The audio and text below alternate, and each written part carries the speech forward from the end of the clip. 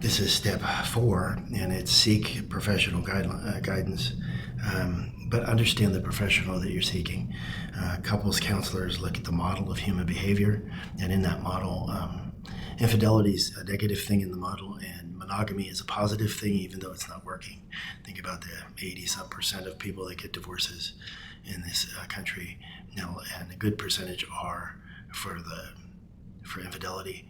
So think about whether those models are working. I do a video where I said that, and I proved it with facts, that the marriage contract with monogamy is the most failed institution in the United States. It's the most failed contract. On the other hand, when it doesn't include non-monogamy, it's successful because people who have gotten divorced for infidelity remarry at a high rate, like 80% or something. So the logic is there to watch what guidance you get. If you get it online, just be careful that the advice comes from where it comes from. So couples counselors, a lot of them don't have any clue about swinging. I hate to say it, but they revert to those models of human behavior that are supposed to be positive, and in fact they're not working. So they should really, if you're a counselor, if you're a couples counselor and you're watching this, my good advice is learn more about the lifestyle, the goods and the bads, and there are both, the negatives and the positives, there are both, but sometimes the positive can save a marriage, and you should look at that.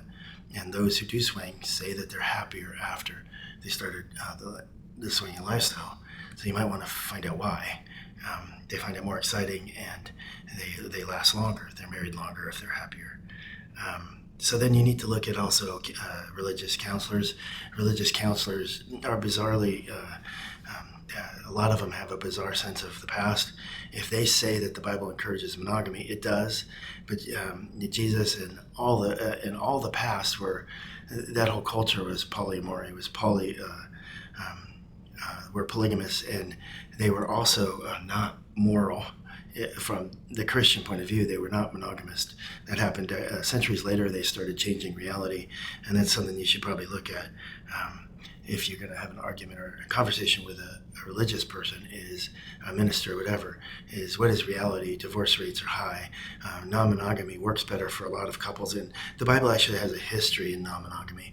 There are people in the Bible that consulted prostitutes and all this stuff. It's like, and they're supposed to be the good guy.